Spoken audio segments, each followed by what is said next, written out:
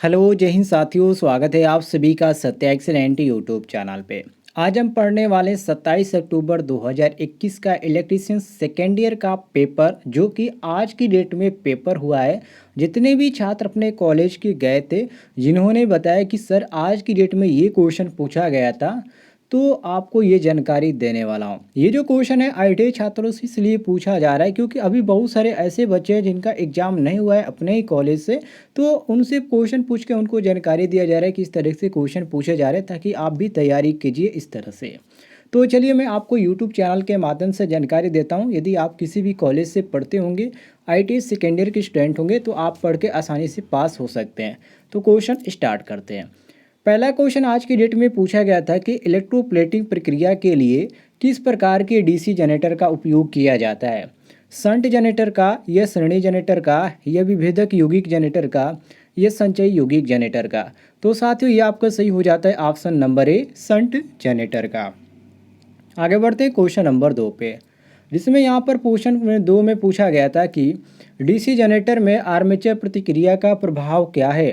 Output voltage बढ़ता है, या आउटपुट वोल्टेज कम हो जाता है, या आउटपुट वोल्टेज संपादित हो रहा है, या आउटपुट वोल्टेज शून्य हो जा रहा है। तो साथियों डीसी जनरेटर में आर्मेचर प्रतिक्रिया का जो प्रभाव है, ये आपका आउटपुट वोल्टेज कम हो जाता है। तो ऑप्शन नंबर बी हमारा करेक्ट आंसर हो जाता है। अगले क्वेश्चन की ओर आते हैं, क्वेश्चन नंबर 3 पे, जिसमें पूछा जा रहा है कि कम्यूटेटर क्यों तेज उत्पन्न करता है। देखिए ये कई दिनों से क्वेश्चन जो है लगातार रिपीट हो रहा है। तो जितने भी छात्रों का अभी तक एग्ज़ाम नहीं हुआ है, उनका एग्ज़ाम होने वाला है, तो आप इसको रट के जाइएगा।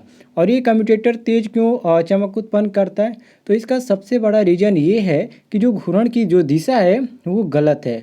इसके कारण जो कम्यूटेटर है काफ़ी तेज चमक उत्पन्न करता है। तो हमारा यहाँ पर सी ऑप्शन सही हो जाता है। अगले क्वेश्चन की ओर आते हैं हम, क्वेश्चन नंबर 4 पे, जिसमें क्वेश्चन नंबर 4 में पूछा गया है कि यदि कॉइल पिच पोल पिच से कम है तो वाइंडिंग का नाम क्या है। देखिए यदि कॉइल पिच पोल पिच से कम है तो उस वाइंडिंग को हम क्या बोलते हैं, उस वाइंडिंग को बोला जाता है शॉर्ट कटेड वाइंडिंग। क्या बोला जाता है, शॉर्ट कटेड वाइंडिंग के नाम से जाना जाता है। तो ये आपका क्वेश्चन के अनुसार डी ऑप्शन करेक्ट आंसर हो जाता है। अगले क्वेश्चन की ओर आते हैं, क्वेश्चन नंबर 5 पे। थोड़ा सा लंबा क्वेश्चन है, इसको आप पढ़ लीजिएगा। इसमें पूछा गया था कि डीसी सीरीज मोटर की किस गति नियंत्रण विधि का उपयोग इलेक्ट्रिक ट्रेन के लिए किया जाता है। फील्ड डायरेक्टर विधि का, या फील्ड डोपिंग विधि का, या आर्मेचर डायरेक्टर विधि का, या आपूर्ति वोल्टेज नियंत्रण विधि का। तो साथियों यहाँ पर सही हो जाता है ऑप्शन नंबर ए, जिसको बोलते हैं हम फील्ड डायरेक्टर विधि। तो हमारा क्वेश्चन के अनुसार option number A correct answer हो जाता है। क्वेश्चन नंबर 6 पे आते हैं, जिसमें क्वेश्चन नंबर 6 में पूछा जा रहा है कि डीसी स्टार्टर्स के प्रतिरोध को शुरू करने के लिए किस सामग्री का उपयोग किया जाता है।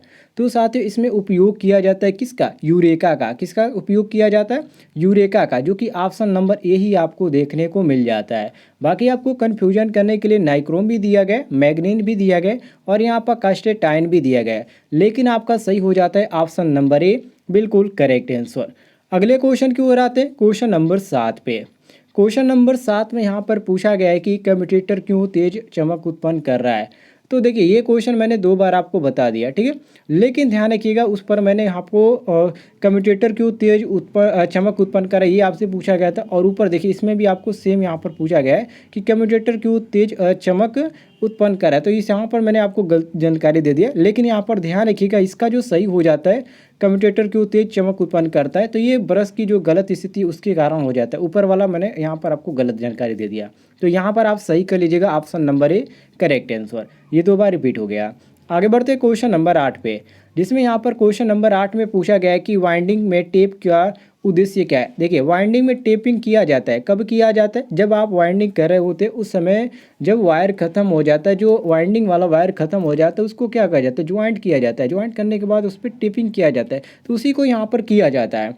तो इसको यहाँ पर कह रहा है, तो ये क्या क्या किया जाता है, जो चालक होते हैं, कंडक्टर जो होते हैं, उनको लपेट कर किया जाता है। तो ये आपका जो सही हो जाता है ऑप्शन नंबर सी कि कंडक्टर को लपेट के उस पर टेपिंग किया जाता है। तो ये आपका सही हो जाता है ऑप्शन नंबर सी, बिल्कुल करेक्ट आंसर मिला लीजिएगा।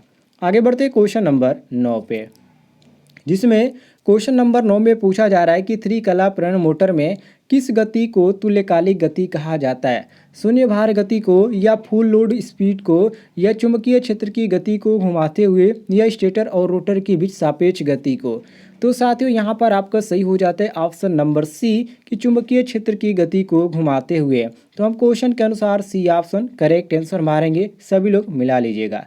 आगे बढ़ते हैं क्वेश्चन नंबर 10 पे। थोड़ा सा लंबा क्वेश्चन है, जूम करना पड़ेगा इसको। यहाँ से आप देख सकते हैं, इसमें पूछा गया है कि एसी मोटर वाइंडिंग में आंतरिक ग्राउलर का उपयोग करके किस प्रकार का परीक्षण किया जाता है। ग्राउंड टेस्ट, या ध्रुवता टेस्ट, या निरंतरता परीक्षण, या शॉर्ट सर्किट टेस्ट। तो साथियों यहाँ पर आपका सही हो जाता है option number D, short circuit test. D option हम क्वेश्चन के अनुसार करेक्ट आंसर मारेंगे। अगले क्वेश्चन की ओर आते हैं, क्वेश्चन नंबर 11 पे, जिसमें क्वेश्चन नंबर 11 में पूछा गया है कि आपूर्ति देने से पहले वाइंडिंग में कौन सा परीक्षण आवश्यक है। ग्राउंड टेस्ट, या प्लॉटी टेस्ट, या ओपन सर्किट टेस्ट, या शॉर्ट सर्किट टेस्ट।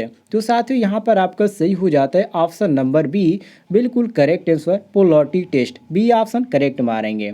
आगे बढ़ते क्वेश्चन नंबर 12 पे, जिसमें क्वेश्चन नंबर 12 में पूछा जा रहा है कि कौन सी दो स्थिति में थर्मल अतिभार रिले एसी प्रेरण मोटर की रक्षा करता है।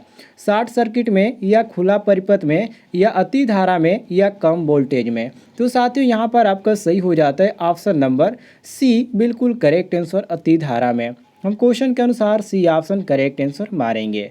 आगे बढ़ते हैं हम क्वेश्चन नंबर 13 पे, जिसमें पूछा जा रहा है कि सार्वभौमिक मोटर का अनुप्रयोग कौन सा है। जेट पंप, या भोजन मिक्सर, या टेली प्रिंटर, या कंप्रेसर। तो साथियों यहाँ पर आपका बी सही हो जाता है, जिसको भोजन मिक्सर के नाम से जाना जाता है। तो हम क्वेश्चन के अनुसार बी ऑप्शन करेक्ट आंसर मारेंगे। आगे बढ़ते हैं हम क्वेश्चन नंबर 14 पे, जिसमें यहाँ पर पूछा जा रहा है कि ध्वनि रिकॉर्डिंग उपकरणों के लिए हिस्टैरिसीस मोटर उपयोग क्यों है। मतलब कि हिस्टैरिसीस मोटर ध्वनि रिकॉर्डिंग में क्यों किया जाता है, इसका सबसे बड़ा यहाँ पर क्वेश्चन पूछा जा रहा है। पहला यहाँ पर ऑप्शन दिया गया है आकार में छोटा होता है इसलिए, या उच्च दस्ता होते इसलिए, या यहाँ पर दिया गया आपका शांत प्रचालन, और डी ऑप्शन देखिए कम त्रुटि प्रचालन। तो साथियों यहाँ पर आपका सही हो जाता है सी ऑप्शन, शांत प्रचालन के लिए ज़्यादातर ध्वनि रिकॉर्डिंग करने के लिए इसका प्रयोग किया जाता है। क्योंकि शांत प्रचालन में इसलिए किया जाता है क्योंकि ये जो मोटर होता है इसका जो आवाज़ होता है काफ़ी कम होता है, इसलिए इसका प्रयोग किया जाता है। तो हमारा सी ऑप्शन क्वेश्चन के अनुसार करेक्ट आंसर हो जाता है।